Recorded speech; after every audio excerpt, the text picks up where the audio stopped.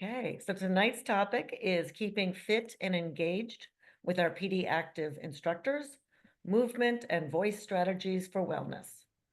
We are very proud of having excellent instructors who are not only quite talented in their field of expertise, but also dedicated to helping people with Parkinson's. But before we introduce our guests tonight, a little bit of administrative housekeeping. Number one, if you have not yet joined PD Active, please do so. There is no charge to join. Kathy will put the community membership form link in the chat. And by the way, the chat feature I'm referring to can be found at the tool table at the bottom of your Zoom screen. So clicking on the chat icon should open up the panel on the right side of your Zoom window. And we will use this tool to send you bits of info as we go along that you can copy and paste somewhere else for your future reference. Number two, all PD Active events, classes, activities, and support groups are available to our members without fees. We rely on your generosity to make this happen. So please donate and consider becoming a monthly recurring donor to sustain these offerings. You can go to our website, pdactive.org, and Kathy will put the link in the chat also. Number three, PD Active, its board, staff, members, instructors, and facilitators do not provide healthcare advice or treatment recommendations. Any such statements are solely the responsibility of the person making it and are not made on behalf of PD Active or its personnel. Number four, finally, we always like to take a minute to cross-promote some more of our upcoming events. We're not going to list them all here because that would just take too long, but I would encourage those of you who are not yet too familiar with PD Active to check out our calendar on the pdactive.org website. And Kathy will put the link to that in the chat.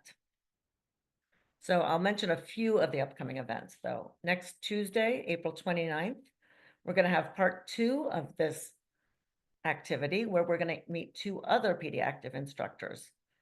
It'll be the same format as tonight. So Petra, who teaches PD Fit Club, and Andreina, who teaches Zumba, will be presenting next Tuesday. Then on May 18th, which is a Sunday from 1 to 3, we will have our annual info fair at Lake Temescal. And Kathy will put the link to those 2 in the chat. And then way out in the future, November 8th on Saturday from 1 to 2, we're going to have Dr. Bass Bloom present The Parkinson's Pandemic. Why is it a pandemic? Among many other things, Dr. Bloom was one of the authors of Ending Parkinson's, A Recipe for Action. So tonight's agenda, each instructor will present and demonstrate their classes for about 20 minutes. If it's possible for you to join in, please feel free. First, we're going to have Vickie Bell with yoga, then Otto Dittmer with Tai Chi, and finally Lauren Carley, who leads Singing for Parkinson's through the Tremolos Choir. Please hold your questions until after all 3 have presented, or you can put them in the chat and we'll get them there. As always, please only ask questions that could pertain to others as opposed to personal ones. We will end the program in 1.5 hours at 7 p.m. So now, without further ado, I am happy to introduce to you the first of our fabulous instructors, Vickie Bell. Good evening. Welcome, everyone. Thank you so much for being here. My name is Vickie Russell-Bell, and I have been teaching yoga for Parkinson's it's kind of incredible when I added it up today, for 17 years. I started teaching yoga with PD Active in 2008. It's actually my 30th year teaching yoga. I started when I was 5. Just kidding. This year's my 30th year. So I have to say that working with people with Parkinson's has made me a much more adept and empathetic teacher. And it's taught me a lot about adaptability, how we need to look at movement and how we work with our bodies as we get older and as we have issues come up. So working with the Parkinson's population has made me very good at adapting yoga poses for just about anybody. And I think this kind of teaching for me has been one of the most meaningful parts of my teaching life, actually. I like to really help people feel at home in their bodies, no matter what's happening in the world or what they might be facing in their personal lives. So you might wonder, why would yoga be helpful for me with Parkinson's? So I just want to go over a couple of quick things that you could consider why yoga might be an interesting practice for you, because you may have seen pictures in the media of people doing all sorts of crazy flexible things and think, well, that's not for me. Like, I can barely even like tie my shoes. How am I going to do that? Um, but yoga can look a lot of different ways, and yoga can really be adapted for many, many different kinds of people. And one of the things that's useful for people with Parkinson's is that yoga is intentional movement, and it helps us repattern the way that we move in our daily lives, like how we walk, how we turn, how we reach. It's a mindful practice. So we're really paying attention to the way that we use our bodies all day long. Yoga helps us with our balance, with our strength. So it can support us to feel more confident daily and also to reduce risks of falls. The breathing practices in yoga can help us calm our nervous system. Does anybody feel like they might be a little stressed out these days? Yeah. So the breathing can help us ease anxiety. It can support our mood. And the practice as a whole can help with coordination, mobility, posture, mental focus. So as you can see, I think it does a whole lot of things for a whole lot of people, but I might be a little bit biased. And I have some real world feedback that I'll share. One of my students who started practicing with me a long, long time ago, when he first started coming to the practice, he reported to me that he used to fall anywhere between 8 to 12 times a week. Lots of falling. Some of you might be able to relate to that. And what he started to notice after practicing yoga twice a week for a little while is that he was much more aware of when he was going to fall. He was much less likely to hold his breath. And then he was much less likely for it to be catastrophic, for it to be like a clench and fall and for it to really hurt. And after about a year, he said he was down to falling maybe once a month. And a lot of that was due to the mindfulness, the mobility, and his increase in balance. So obviously, this is not like, I'm just giving you an anecdote of what somebody told me, but I get a lot of feedback about how helpful the practice is, particularly how much better people feel after they've practiced, that they almost always feel better. I see some of you are nodding your heads because it's really true. What are my classes like? Right now, we're practicing on Zoom in real time. One of my classes, I do record them, and you have access to the recordings if you want to do them on their own. But the practices are really welcoming, very supportive and adaptive. The community is just, they're all great. We get on a little early and we chat, and sometimes we stay a little late and talk about things. The structure of the class itself is we do some gentle warm-ups. Some people stay in their chairs and do everything in their chairs. Some people do get up and do some standing work. And some people lay down at the end to relax. Some of us relax in our chairs or even on our bed. There's no pressure that you have to be good at it. There's really no such thing. It's just a place where you can come and feel safe and seen and capable and move and just feel better. I'm teaching a Monday series right now called Movement is Magic, because that's what I believe. It's like, if we're willing to show up and do some movement, we can magically feel better. So having said all of that, I wonder if you might be willing to do a little movement with me tonight. And you're welcome to do this sitting in your chair. If you've been sitting all day and you want to stand up and you're not concerned about your balance, or if you want to have the chair nearby, you can do some of this standing as well. So I'm going to go back. I have my chair behind me and I'm going to sit in my chair. So if you would join in. And if you need to sit all the way back against your chair, I'm going to turn myself sideways. You're welcome to kind of scooch back. We're going to try not to slump if we can help it, because many of us spend a lot of our days kind of slumped. So you could lean back. If it's doable, scooch forward right to the front edge of your seat and have your feet below your knees. This pose is called seated mountain pose. And I'll encourage you now just to take a moment. You could close your eyes if you want. You could turn your eyes to look down so that you're not looking around the room. You don't have to look at me right now. And open up your ears. And aside from my voice, just listen and see if there are any sounds that you can hear in your room. So we start to become a little bit more present and receptive. You might notice your breath moving in and out through your nose if you can. And then I'll encourage you as you breathe in to draw your shoulders up, up, up, up towards your ears. Kind of at a medium pace. You don't have to go quickly. And at a medium pace, just let your shoulders melt back down away from your ears. And if you can, do that on an inhale. Squeeze them up towards your ears. And exhale, lower them down. We'll do a couple more. Squeezing the shoulders up.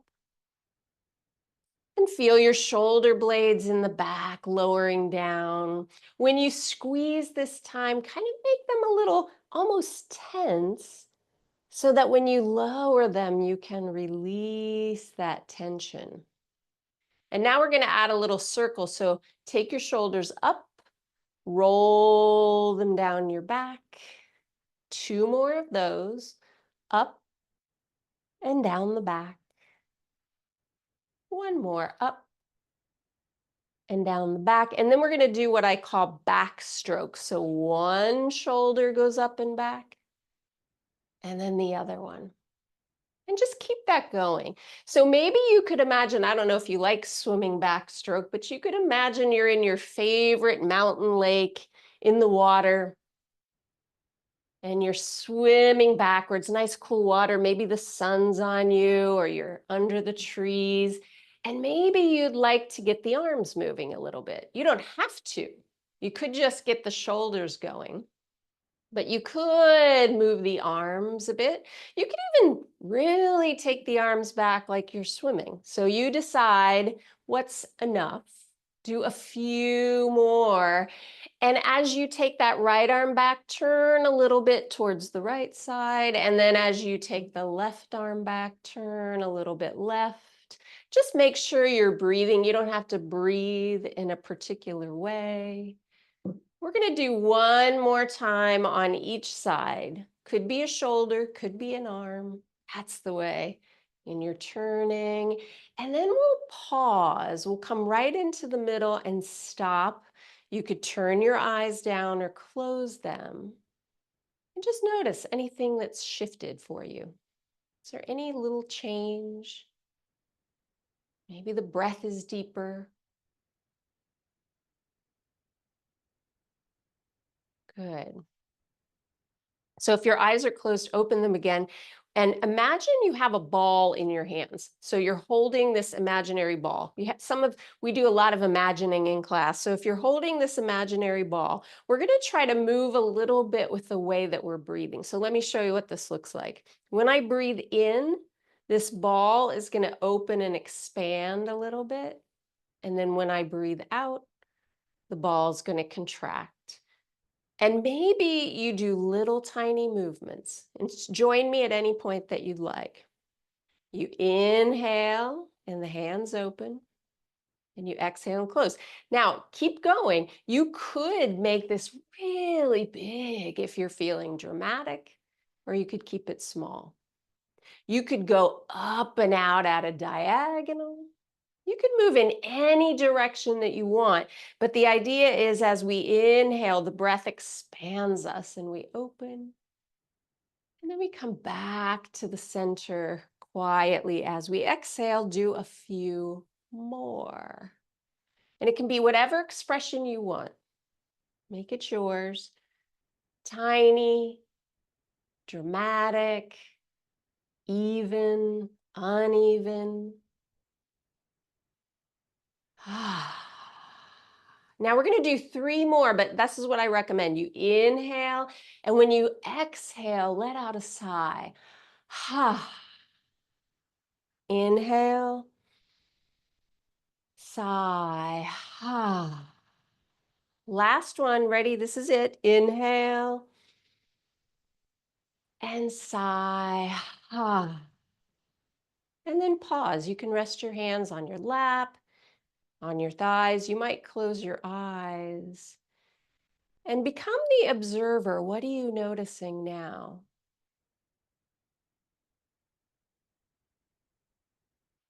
Maybe you can feel your feet on the ground and lift your toes up and plant them back down, and then lift both heels up and plant them down. Lift your toes, put them down.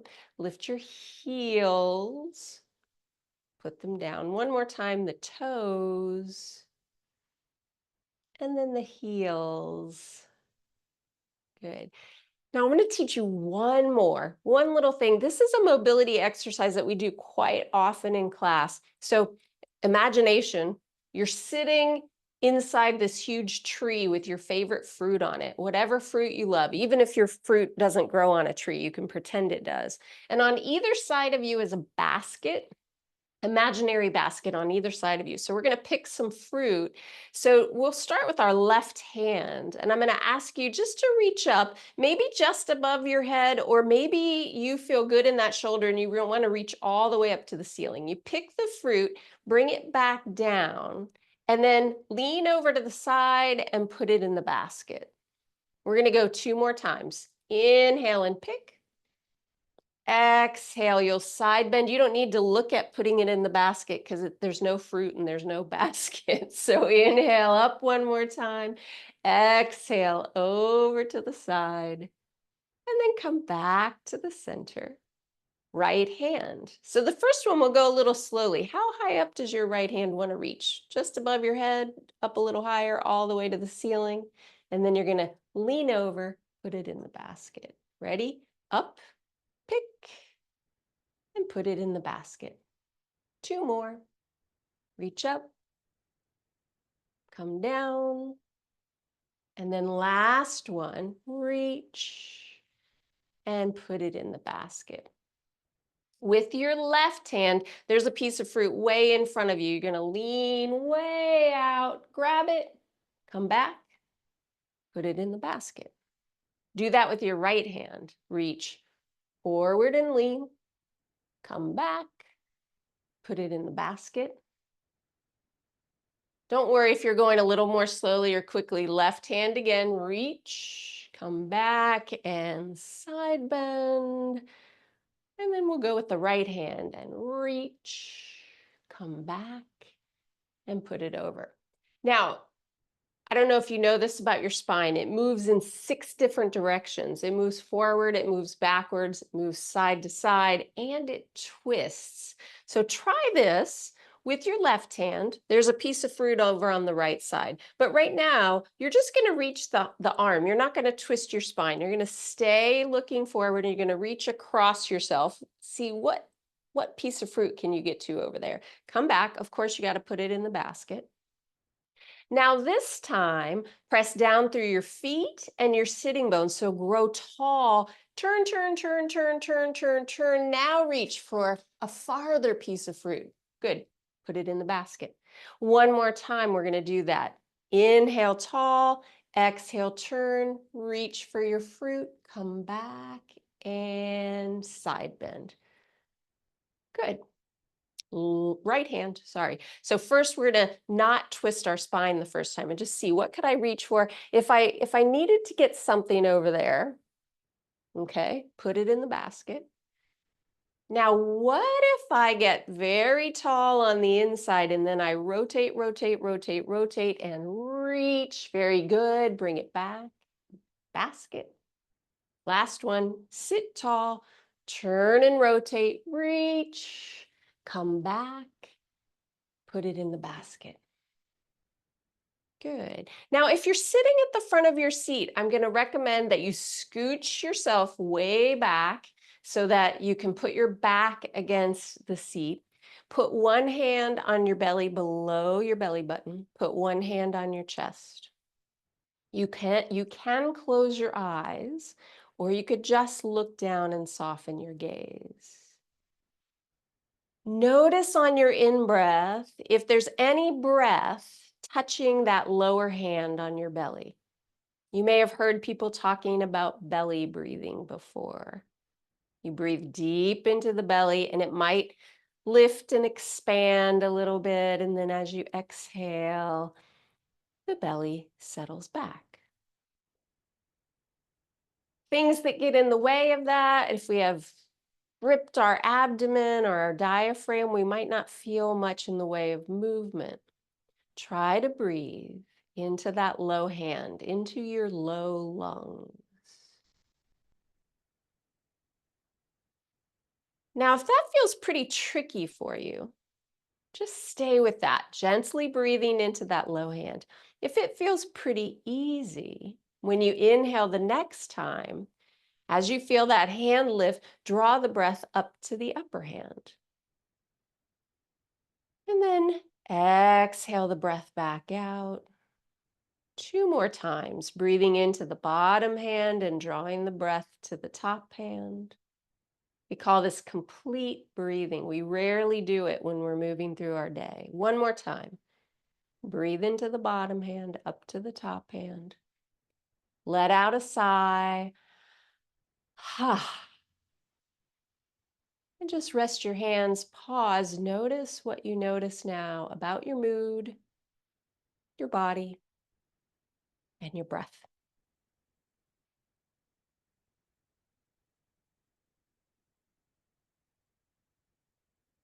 So just a reminder, yoga isn't about touching your toes. It's about connecting with yourself and getting present. It's changes the way we move, it changes the way we breathe. And in our classes, we're able to come together, support one another. So if you are curious, I just encourage you. It's kind of like that, kind of like what we just did. Doesn't get super crazy. If you want more, you have opportunities to do a little bit more. And I give lots of variations for people, but give it a try. And if you come and you're feeling shy, you can turn your camera off, participate at your own pace. You can do part of the class. There's a lot of options, with this Zoom format. So I teach every Wednesday at 1 o'clock, 1 to 2:15. And I also teach on Mondays these special series. They're at 4 o'clock in the afternoon. They're all recorded. You get to keep the recordings for 2 weeks. And we do special themes for those, like resetting our posture or calming our nervous system. Or this time we're doing, as I said, movement is magic. And I started out like asking people to try to come every week, but you can come to any of the classes. You can drop in. They're all like one-offs. And I just encourage you to give that a try. The classes are listed in the calendar, and to get the invite, all you have to do is send me an email. So thank you so much. It was really fun to be with you. There'll be time for you to ask questions at the end, and I'm happy to answer any questions you have then. But next up, we have my friend Otto.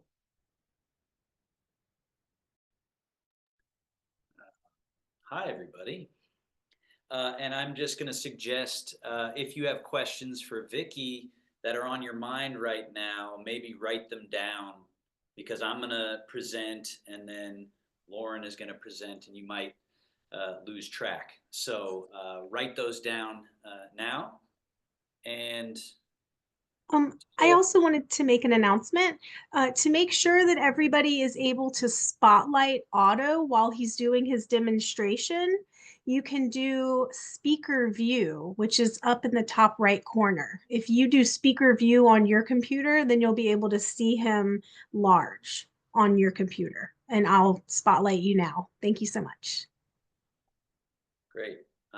So that was a really wonderful opening by Vickie, and some of those movements we do in my class because the human body is the human body. We have these various parts that hold on, I'm just trying to turn my thing down. Okay, sorry. Okay. Um, so the human body is the human body, and movement is magic, as Vickie said, and a lot of yoga, Tai Chi, Qigong, they overlap in a certain sense, and then they diverge in a certain sense, and they're very complementary practices because they sort of emphasize different things, different concepts, or they say the same concept but in a different way that can be helpful because it's like looking at it from another angle or thinking about it slightly differently. Taoist practice, Tai Chi and Qigong, um, are Taoism is the ancient Chinese philosophy that basically says relax and get out of the way. Stop trying so hard because you're interfering, you're impeding with naturalness, with flow. Now, that all sounded interesting to me, but I have not learned the reality of that as strongly as I have with my work with Parkinson's people, because they have this concept of Song and Li, Song and Li. So Song is softness, pliability, looseness, plumpness, this state that we want to be in that is easy, relaxed, just totally just in the best, most leisurely state possible. And then there's Li, which is tension based strength, muscle bound force. And from their perspective, from the Taoist perspective, Li, tension based strength, is a backup system. It's a protection system. If you pick something up that's too heavy, the body will firm to protect the joints. But the problem is we get stuck in that state and we carry that residue around and we never drop it. We don't learn how to let go. And also, what is our natural response to threat, to fear, to things that are unknown to us? It's not to relax. We don't soften in the face of threat. We tighten, we brace, we get ready for it. And this idea that we are, all of us, whether Parkinson's or not, walking around with this layer of residue of tension that we got to do something about it. We got to get it out. We got to release it. So, and watching my work with Parkinson's folks, private and in class, seeing how what happens is you cannot, or this is true for some people, they cannot operate that tension-based system. If they try, they force, they get stuck. But what I have found that is fascinating to me is when they relax, when folks, some of you have been in my classes, when there's a relaxation in the system, all of a sudden movement can be more available. So one way to think about it is what tension is doing to our body is it is shortening and it's constricting. So every time we get tense, we are actually jamming up the body and constricting, like we got rubber bands tied around our body. So the whole body is constricted and shortened and jammed up, and then we're trying to move, right? But relaxation does the opposite. It lengthens and it dilates. it dilates, it makes space.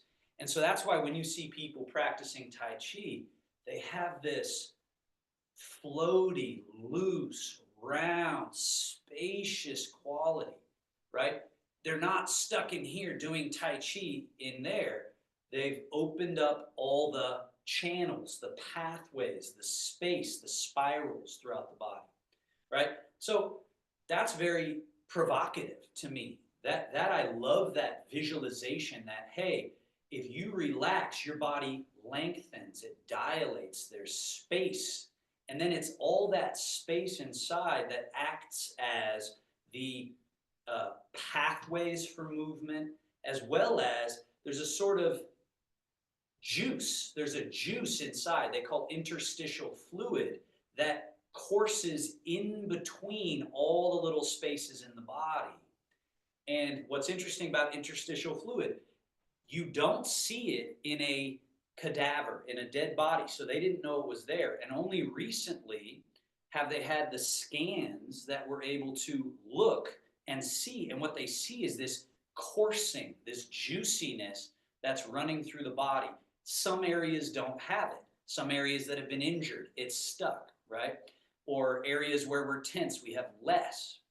So just these interesting modern discoveries that were sort of already understood by the Taoists, okay? So this is, yap, yap, yap, and there's so much more to think about and talk about in regards to Taoist practice, Tai Chi, Qigong, and that whole philosophy, Chinese medicine. But let's have an experience of it. So just like in Vickie's class, if you would, come to your chair. And again, if you need to be sitting back, fine. If possible, scoot forward and sit at that front edge of your chair. Rest your hands comfortably on your thighs. And I'm turning sideways so you can see it, as Vickie was saying, we don't want to be here. We don't want to be slouched. We want to have our zhong-zheng, or our central upright. The pelvis often needs to be tipped a little forward. The chest needs to be floated up a little. And interestingly, the chin needs to be drawn slightly down, which opens the base of the skull. And there's this sort of lift through the crown of the head. So you hear that a lot. People say, lift the crown of your head. But a lot of times people lift their head like this. It's kind of the opposite. It's this little drawing down. So you got your zhong-zheng, your central upright. Now, rather than hold the body, as I was talking about before, with Li, with tension strength, practice song, soft, supple, and pliable, and relaxed as best you can. The important part of central upright is if my posture's not great, and then I relax, I'm actually relaxing into more of a compressed position. So we have to figure out and work on how to actually create this posture so that we can then play with soft, supple, pliable, right? Now, let's do a few spinal movements. First one, slide your hands back, your elbows back, and your scapula back, and lift the chest and lift the chin and arch your back. So make this shape. I like to call the practice, we're shape shifting. We need to be shape shifters. So we're arching, but we don't want to get stuck here. We want to be able to make the shape and then come out of the shape. So come back to neutral, just settle to neutral. Now the opposite of this position is hands forward past your knees, hollow your chest and drop your head and round your back. So again, we don't want to get stuck here, but we got to be able to make this shape, rounding. Now come back to neutral. So the pelvis tips a little forward, the spine lengthens up through the crown of the head. We're back to that sitting neutral position, and let's go to the arched position. Hands, elbows, shoulder blades, chest up, chin up, look up, arch. And then settling to neutral. And then slide your hands past your knees, hollow the chest, drop your head. And then sitting back to that neutral in the middle, and then do it again. Hands, elbows, shoulder blades back, arching. And settle to middle and rounding. Let's do 2 more, but add the breathing. As you come up and arch the body, inhale. It accentuates the shape. And then as you start exhaling, settle to neutral, slide the hands past the knees, hollow the chest and round. That's with the exhale. Let's do 1 more. Inhale. And exhale.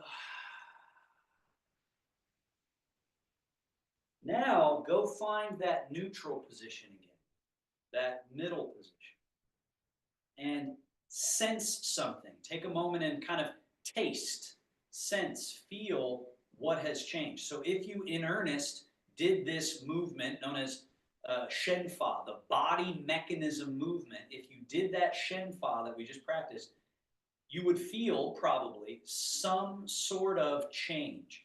Usually it's movement of some areas that felt a little numb or stuck, but often what you feel is space. So you just bought yourself the most valuable real estate on the market, priceless real estate, interior space for movement. Now let's do, so in my classes, on the Monday class, we do a lot of, first half is chair exercises, going through every body mechanic and moving it all. And then we usually stand up and do upper body Tai Chi, right? Which we're gonna do a little bit of that now in our chair, just so that everybody, I wanna make sure everybody gets some of this experience. And then we also on the, that's on the Friday class, I'm sorry.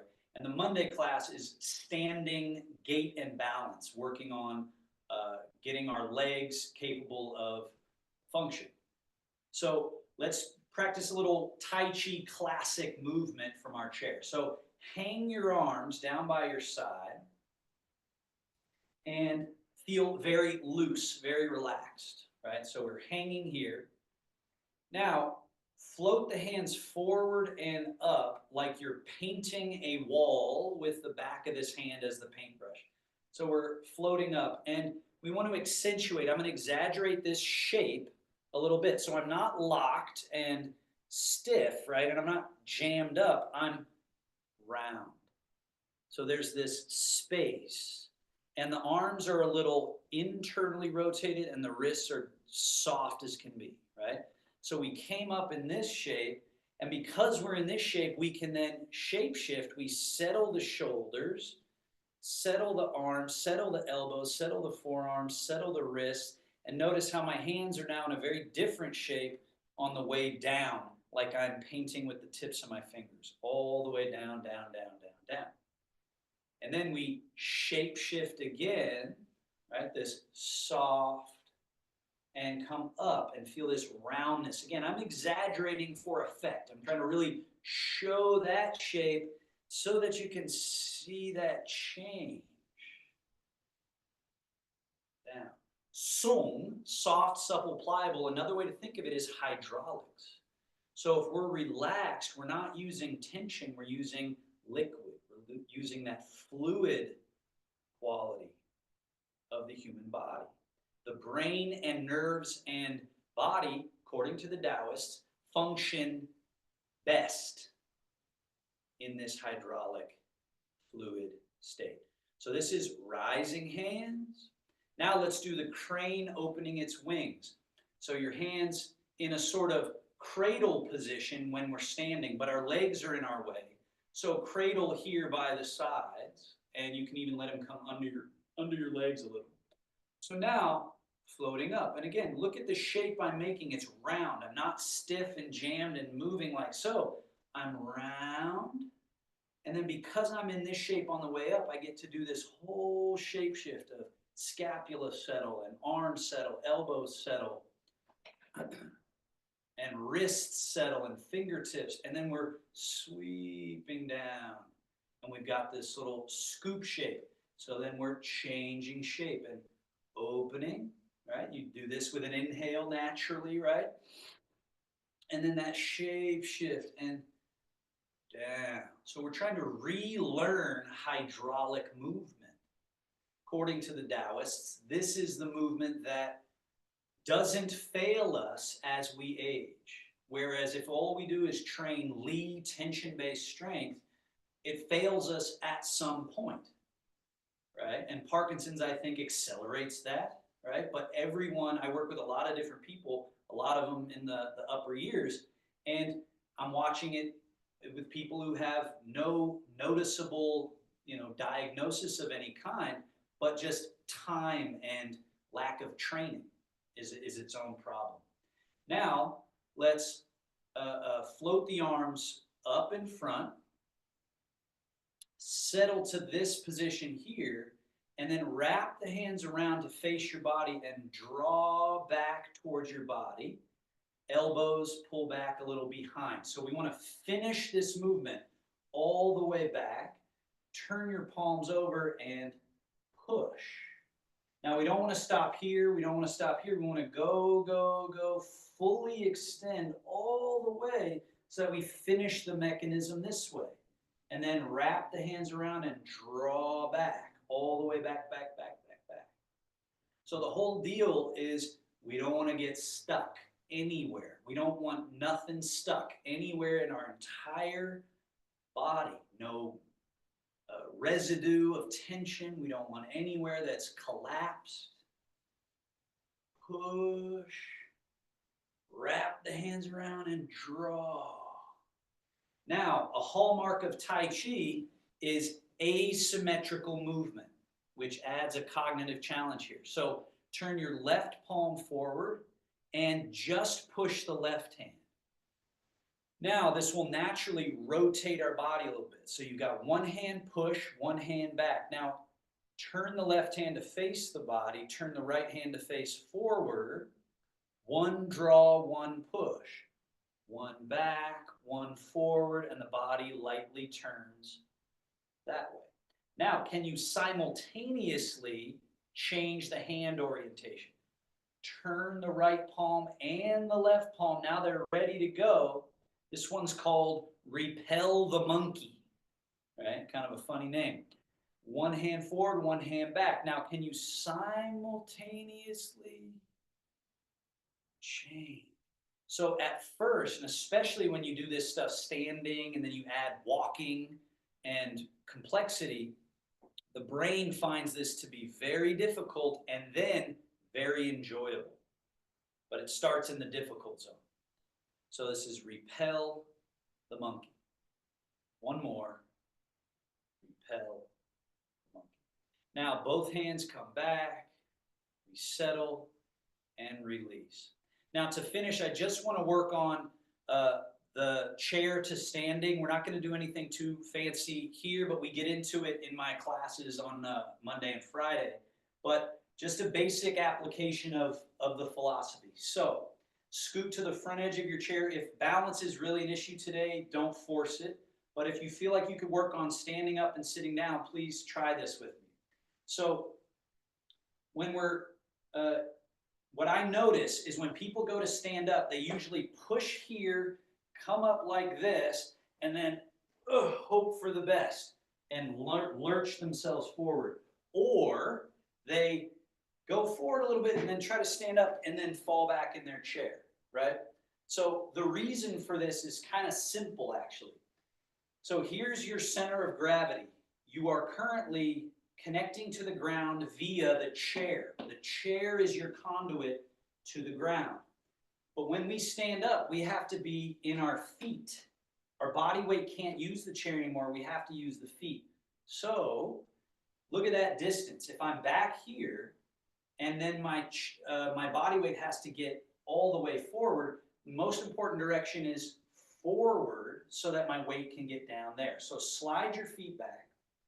Relax your upper body. And then here we fold at the hips. Now I haven't tried to stand up yet, and I want you to not use any force if possible. So really just kind of spill your body weight out of the chair. So now you're not touching the chair. Your body weight's down to the ground through your feet. Now push through the earth and stand tall. Ideally, you don't grab on with a bunch of that tension-based strength. You stay relaxed. 1 minute. Yeah, this is our last thing we're going to do. The other thing is when we're going to sit down, a lot of times people bend their knees like so. The first thing that needs to happen is the hips hinge, but my weight is still underground. And then the looser and more supple I am, I can fold, fold, fold. I still haven't committed to my chair yet. And then now I go, okay, time to commit to my chair. So just an application of softness, folding, spilling the body, spilling the weight down to the earth, standing up tall. It doesn't require this strength. It requires pliability, looseness, and flow. Lastly, go ahead and sit down and chill out. So if that sounds interesting to you, I know it's interesting to me because I'm all about this stuff. If that sounds interesting to you, please come check me out. You can ask questions at the end of this session. And Maddie Scott says that is miraculous. I agree. Practical magic, right? Okay, and next up is Lauren Carley. Thank you, everybody. Also, I put the PD Active Tai Chi in the chat, so you can click on that if you want to see Otto's programs. Thanks. Thanks, Otto. You and Vickie were both swell, and I just enjoyed doing it so much. You know, it's a great preparation actually for moving with sound, because that's what I like to do when the Tremolos sing, and I see a couple of my Tremolos here. Really glad to see you. I see Renee and Barbara. There might be others that I'm not seeing yet. So I have a class called the Tremolos, and I think I've been teaching I thought I was teaching since 2006, but Vickie said she started in 2007, and I think maybe we were the same. So I always say 1906, you know, like forever ago, when we used to meet in person, and now we meet on Zoom, which has a number of wonderful things. And I always have to look at the bright side of it. We have people calling us from Sauk Prairie, Wisconsin, and from, you know, Chicago, Illinois, and there's Kathleen, hello, and from all over the place. And then there are people who are no longer able to drive and easily get places and park and so on. So it's easy to, you know, come to this medium, and although we cannot sing together in harmony, which we used to be able to do, so that you can make more of a choral sound, and I can do a certain kind of pedagogical teaching in that way that's a lot of fun, we can make a glorious chaos. And that's what we do when I'm doing the beginning part of the class, which is the part where we teach about the voice. So that even though Zoom has a lag, we don't care. And so I'm hoping that as we move into this, that you will actually put your audio on so that we can make a glorious chaos. But I'll start by saying I teach Tremolos now on Thursdays at 1 o'clock. Until 2:15 or 2:30, depending on the stamina that people have.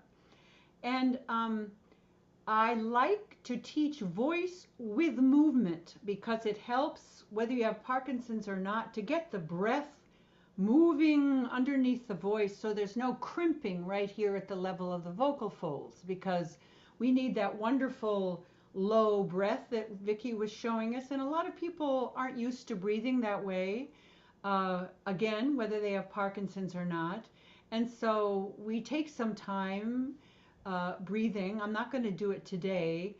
Calming the vagus nerve right in the beginning, so that if we're nervous about, you know, being in a class where we have to make sound and we haven't been singing for ages and really our voice sounds kind of grumbly and kind of gravelly and what's wrong with me and I don't know if I should be here, we can just calm down the vagus nerve. So just know that that happens, and I won't take you all through it. Why come to a singing class, especially if you were singing on Zoom, maybe you haven't sung for 20 years or 40 years. It's because we're teaching this beautiful instrument, the voice, to communicate and make sound. And I think, and I've talked to my tremolos and of course my students over the last 40 years, the voice itself is an identity, right? The sound of it means that we are here. I am visible. I can communicate with you. You can hear my voice. And it's expressive. It's how we express personality, and it's how we influence people. However, or our dogs, our pets, we got to influence them. Come here. Come on.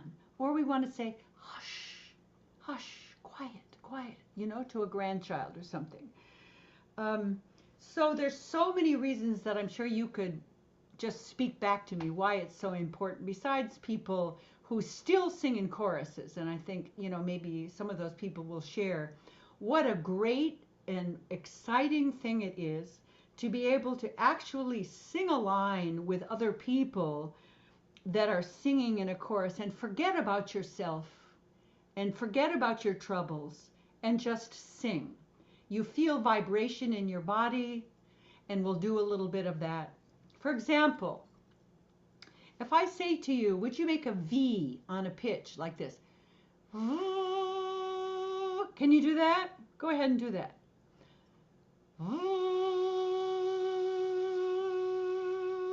Can you feel the vibration that you make in your face, in your lips?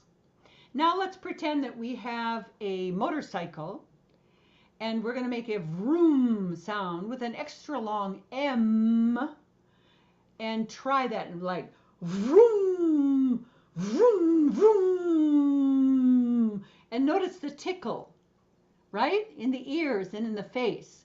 That's the vibration of the voice in the body. And the vibration is not only in the face or the tongue or the ears, but it's in the body, the organs itself, creating a lift. I would posit it's creating L-DOPA just by making a long sound like that. So what I try to do is move, and I'm going to ask you if you would like to. I say to everyone, come as you are. If you can get on your feet, I know you can't see my head, but I want you to see my body. If you can get on your feet, it's great to feel the floor under you as you sing. But if you need to sit, or be in a bed, be there. But try to do a little of the movement. Now, this is swing, right? And like Vickie was saying and Otto was saying, when we move the fascia, liquid begins to move. You begin to feel 100% better just moving side to side. Then one of my main points is to be as silly as possible. So we sing a kid's game, and you say the word bumblebee like this. Bumblebee, bumblebee, sing with me, bumblebee, bumblebee, bumblebee, bumblebee, bum. Bumblebee, bumblebee, bumblebee, bumblebee, bumblebee, bumblebee, bumblebee, bum. And I notice, as soon as I let my arms down, I hope you notice, do you feel a little bit of in the body? Just a little bit of, ooh, that felt good. And the voice came out easily, right? You didn't have to think about, oh, that's so high. A lot of people come and they say, I can't sing high anymore. I don't have any range anymore. All I have is gravel. And I say, how long has it been since you were singing? And they say, oh, 30 years ago I sang in a chorus. So I want to say, listen, there's nothing wrong with you if you haven't sung for a long time and your voice doesn't come out. If you didn't use your legs for 30 years, probably would be tough to walk too. But over time, if we do some of these playful exercises, making sound, or like this, let's do a twist. Take one arm, reach it across the body and get a nice twist. And then we're going to play Julia Child. You remember Julia? She was very sing-song. She'd say, we're going to drop the fish. Oh, pick it up. Okay. And we're going to say, reaching across. Really silly. Be as silly as possible. And then do the other side. Reaching across. And reaching across. And do the middle, reaching across. Be very sing-song, reaching across. And very low, reaching across, reaching across. And then all of a sudden you've worked your low voice, your middle voice, and your upper voice, right? And then let's do, pretend you could move, like Vickie says, we do pretend. Let's pretend you could move your spine in 4 directions at once. Let's just pretend. And then while you're doing this silly flow dance, because that's what it looks like, with your spine, I'd like for you to say, slinky spine, in your best Julia Child voice. Slinky spine, slinky spine. Oh, I can't hear any of you. Slinky spine. Slinky. And then hands on the hips, say rotating hips, hips, hips, hips, rotating hips, rotating, and reverse hips, reverse hips. Excellent. And let's just sing one little song while we're doing this with our shoulders. That little back stroke with just the shoulders Vickie was showing us. Let's go. Michael rowed the boat ashore, hallelujah. Michael rowed the boat ashore, hallelujah. Let's sing it again and go forward. Michael rowed the boat ashore, hallelujah. Michael rowed the boat ashore, hallelujah.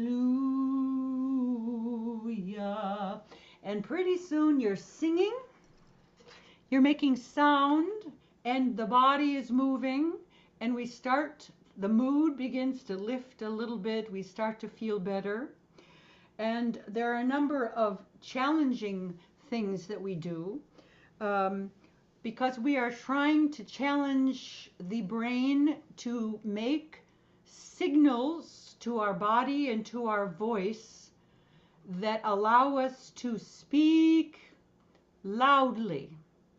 Because as one of our members, one of our Tremolos members, who is a professor of otolaryngology, and he's talked with a lot of neurologists, he talks about how the brain works in one way when we listen to other people and how they sound and their loudness. It works a totally different way when it tells you how loud you are talking. And it has to do with the amount of effort that you're exerting. So with Parkinson's, when people are saying, excuse me, what did you say? And the voice is getting softer and softer, and you keep talking, you think you're talking louder, but the brain isn't sending the same signals to you to let you know that actually you're not speaking louder. So one of the ways of working with the voice is to exert yourself.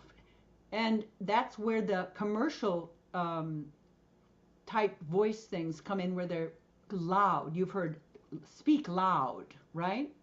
And it's so we intentionally work more like an opera singer, and we try to make imagine that we've got 50 people in the room with us, and we want to make sure that the person in the back row can hear us.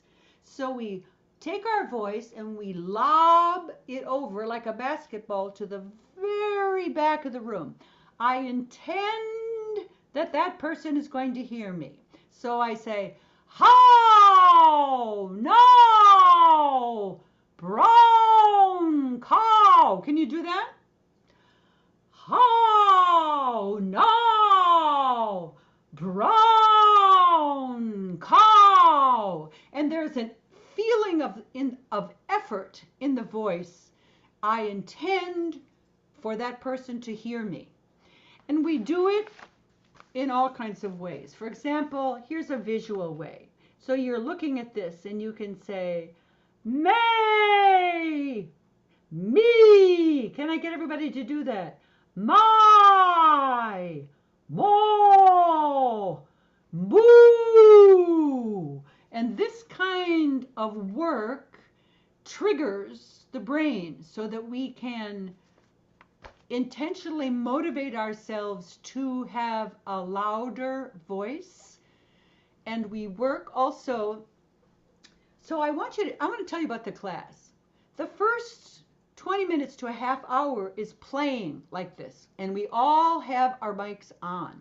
So we're all making sound together, laughing together, like sounding like hoot owls together, or sirens, or robots, or whatever, cartoon characters.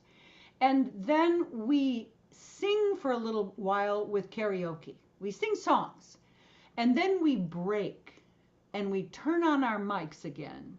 And we are a community. We share stories. I heard other people saying that they did this maybe before or after class. We've actually incorporated a short period within class for everyone to share news or needs or ideas or inspiration. And people have shared marvelous things about what they have learned, say, with the Parkinson's Voice Project. They've said, we would like to, make all kinds of crazy sounds, and we would like to do it, longer because it makes me feel as if I'm part of something. And I want to tell you that I commissioned a composer to create a piece that incorporated our people with Parkinson's in the tremolos, their sounds that they made, bird sounds, siren sounds, all kinds of sounds, into a musical piece that then went to the symposium. Oh, wonderful. It went, I call it a symposium, but the big PD conference that goes on, it goes on in Tokyo, and it was in Seattle, and it has been in Canada. And so that piece has traveled there. So our group is a recording ensemble. If I say so myself, they were wonderful. So we share in that 10-minute period, and then we go back to singing. So you have an hour and 15 to an hour and a half of singing, vocal pedagogy for speaking and singing, and sharing. So I think I'm getting I got 5. All right. So, what can I let you know about this?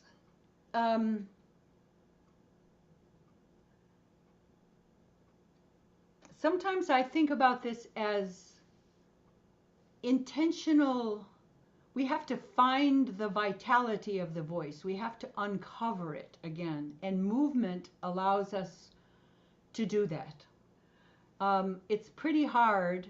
I think my people that are here today would say it's much harder to make a nice, loud, sustained sound when you're sitting very still and not moving. But if we can say, woo, woo, try it, woo, woo, or pretend you're a robot and say, beep, beep. Make it really ugly. Beep, beep, beep, beep, right? So I want to help people remember that you have a beautiful vocal tract that can still make all kinds of different sounds.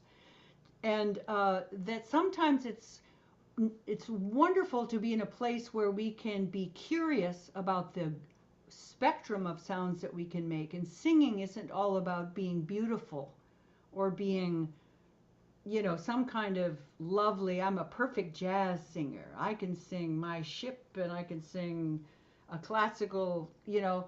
No, we're here to experiment with the voice and uh, and have a sense of agency with it.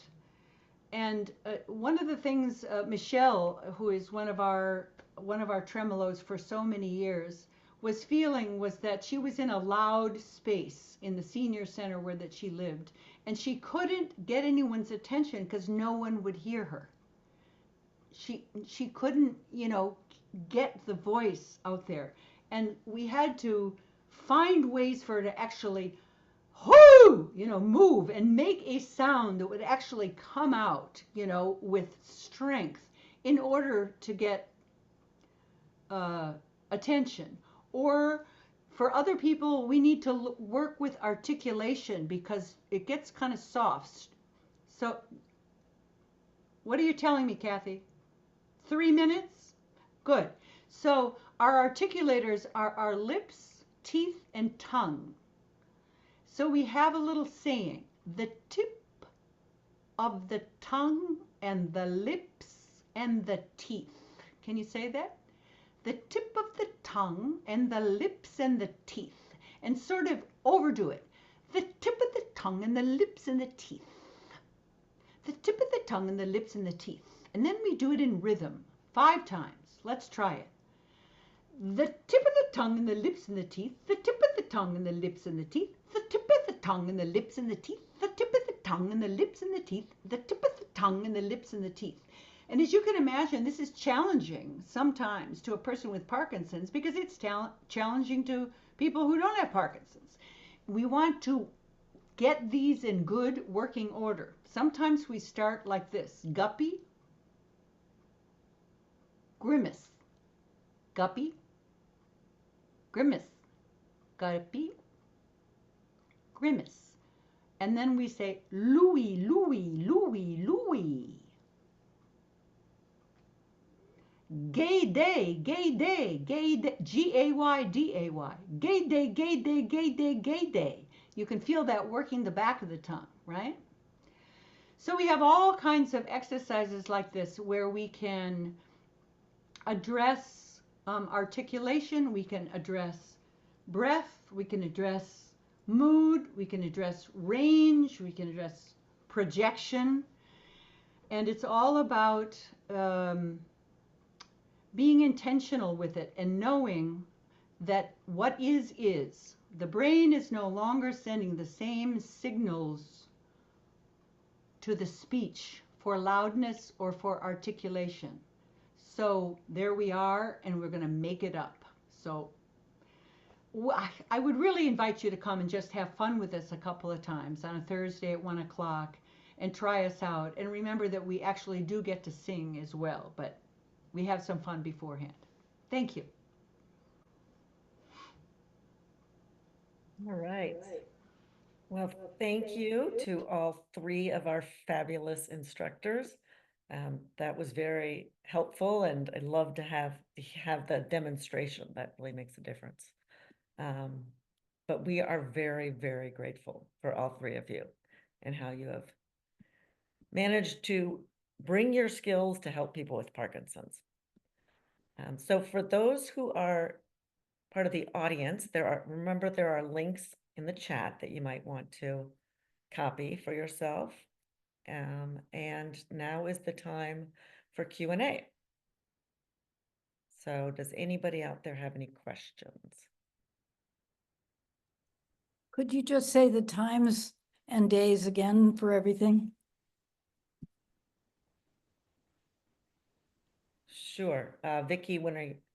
So my classes are Mondays at 4 p.m., Wednesdays at 1 p.m. Thank you. My class, my class is Monday, 10:30 a.m., Friday, 11 a.m. So Monday, 10:30, Friday, 11.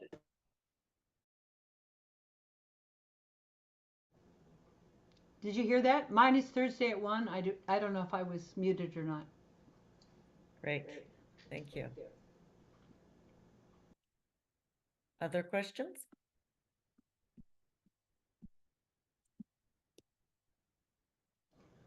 Well, Otto, I'd like to ask you one, may I? I don't want to take up the time of other participants. Are there other hands raised? Go ahead. I love this opposite uh, movement, and I wonder if you could say anything more about how it challenges the brain to do this. Yeah, I mean, the combination too of asymmetrical movement and doing it slowly, the combination of both of those things, because you might think slow movement is easier than fast movement, but in actuality, as people get older, you see more sort of yanking on the body, clumsy sort of movement, and moving slowly. So doing symmetrical movement slowly is more demanding on our brain in general, because you're present, you're still present, you're paying attention, you're paying attention to the entire turning of the limb, and then you're present the whole way as you bring it back. So there's actually what's called the neuromuscular junctions, the brain through the nervous system to the sites where they're then commanding the body what to do. You're increasing the load. So if you're lifting weights, that you would increase the load by saying, I'm doing 10 pounds, let me do 20 pounds. You increase the load on your neuromuscular junctions when you move slower and attentive to everything that's happening. So just that slowness takes it to an uptick. But then, to Lauren's point, if you're it's the walk and chew bubble gum concept, right? It's juggling something. It's this ability to pay attention to two opposing activities and track them both. Because a lot of times what you'll see in one of the movements called Embrace the Moon, like this, when we go out and around, that doesn't look particularly difficult when I do it. You know, go to a party and do this. No one's going to be blown away by it. But when I teach this to people with Parkinson's and people without Parkinson's, like Lauren was saying about it's challenging for everybody, what you see is people move one, and then they remember the other, and they start moving the other, and then they remember the first one, and then they remember this one, and then they remember. So the brain is being split up when you're doing opposing movements, but the more you practice it, then the hemispheres blend, and then you're able to track all of this interesting movement that at first feels totally, discombobulating and creates a sort of dissonance in the brain. And then eventually the wires connect and you can, and the coolest part is that it starts to feel easy. That's what I notice with everyone I work with is eventually they go, oh, it's just this? Oh, that's easy. And you go, don't forget, it wasn't easy the whole time. So I don't know if that was helpful, or hopefully it was, but thanks. Good question. All right, I've got a question in the chat. Like a lot of people with Parkinson's, there are times that I'm feeling great and times that I'm feeling terrible. I can relate to that personally. This is a question for all three of you. Do your classes take into account different levels so that I can participate no matter how I am feeling that particular time?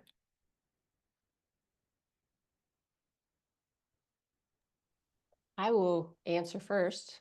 Absolutely. Some days it's kind of interesting because some days we all show up and, especially right now with all the crazy things that are happening in the world, we all might show up and feel like, oh my gosh, I'm so tired. And so, we do a little check-in, and it gives me a feeling of like, how much variability do I need to offer here? And what kinds of things maybe do we want to focus on? But some folks come to class, and as I said, they're not really that comfortable doing standing poses or getting down on the floor. And so I'm always I try to keep it as simple as possible, but I'm giving everybody options for something that they can work with.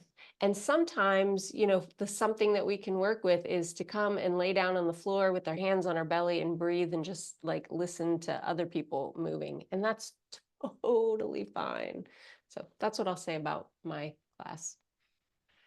Thank you. Either Lauren or Otto?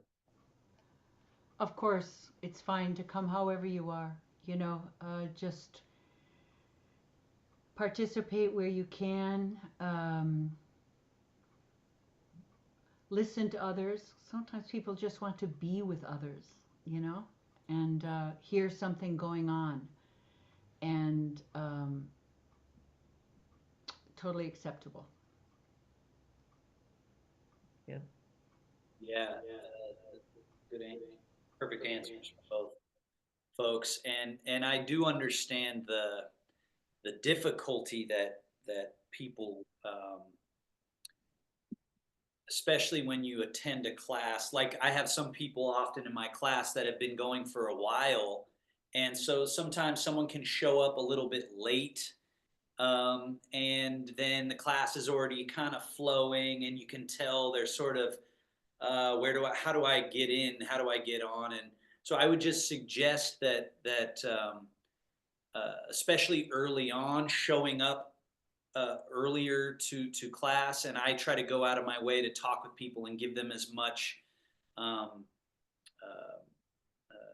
and as many ideas of techniques to how to get with the flow, but also to Vickie's point, that helps give an idea of, okay, I understand this person's very particular needs, and then I can weave them into the practice. So I would say communicating where people are at is really valuable to us teachers. I think maybe everyone would agree with that. Some way or another, saying, "Hey, I'm dealing with something."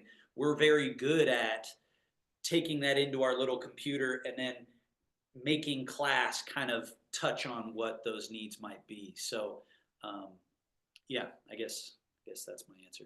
There looks to be a question, by the way, from Renee that says, does the yoga involve being on the floor? So Vickie, you might want to answer that. So does the yoga involve being on the floor? Maybe. As I said, I'll tell you some ways people work with my class. Some people will show up and they are maybe in their bed or in their chair, and they do the first part of class. Typically, the first 20 minutes, we're doing warm-ups. Then we typically get up. And so sometimes those people will continue to do some of the upper body movements as they sit. Sometimes they'll decide to maybe leave class. I give people the opportunity at the end to get on the floor. Sometimes we'll do a little bit of stretching or a pose on the floor, and we do relaxation at the end of class and breathing. And so some people set themselves up in their chair. I have one student who comes, she does her practice in her bedroom with the chair. And then when it's time to do relaxation, she lays down on her bed. She does the final stuff on her bed.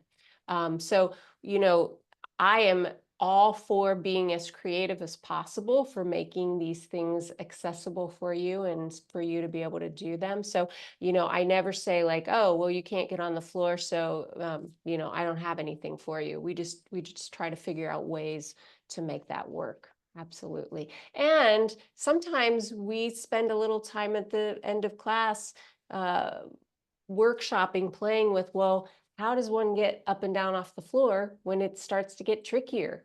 What are the ways that we can kind of work with and play with that? So all of that is fodder for what we're doing in class. Great. Thank I you. hope that answers the question. So for all three of you, another one came in through chat. Do I need to have any singing or yoga or Tai Chi experience before I can take your class? No, that's Yeah. what the class is for, is to introduce and get you comfortable with these ideas and uh, uh, techniques and all of that. So please do show up. Same for mine. Great. Yeah, Lori, how about you? you're encouraged to be as beginner as you are. And if I sing a pitch and you can't match it,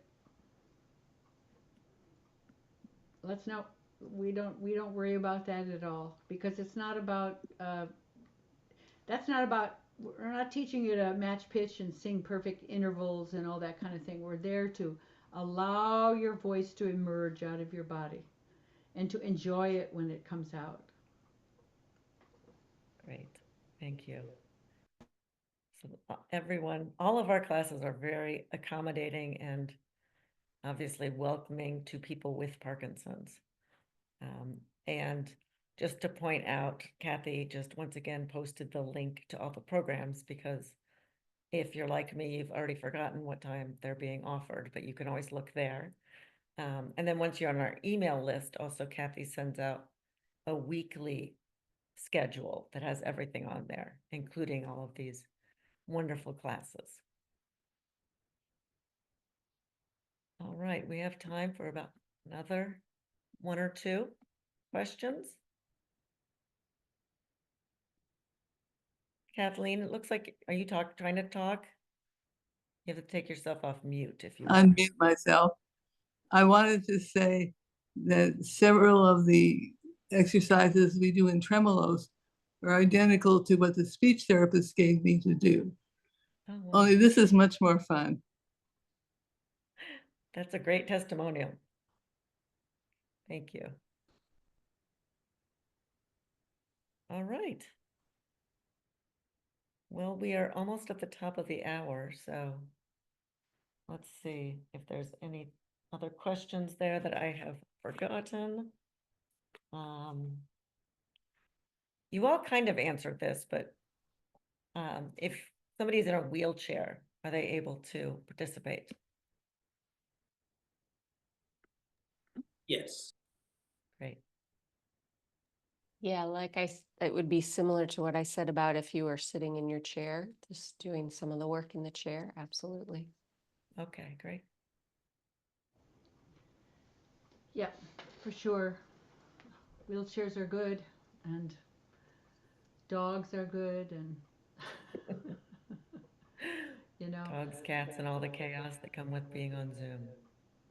Although when we used to meet, Franny Tobriner, who most of you probably know, always brought joy, always brought her dog, and she came, and sometimes Franny had to be in a chair, and she was one of the best participants, and she had the best ukemi ever. She could fall better than anybody I've ever met, the art of falling, she had learned it, so.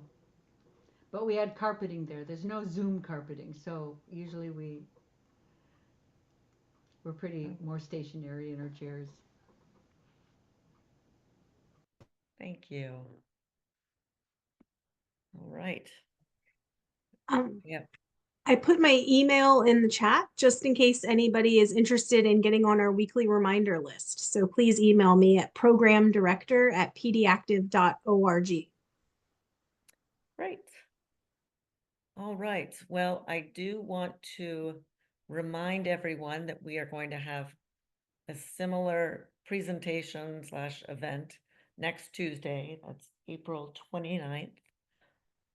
Where there'll be two other instructors, Petra and Andreina, will be talking about their classes, which is PDAC Club and Zumba. So once again, I want to express our gratitude to have the three of you on our team. It really makes a difference a lot. And thank you everybody who came tonight. Thank you. Carrie, you were a great host. Thank you. Yeah, Carrie, seeing you're great. everybody, seeing Thank you, old faces, everybody. new names as well. Thank you. Take care. Bye All right, thank bye. you. Thank you. Bye.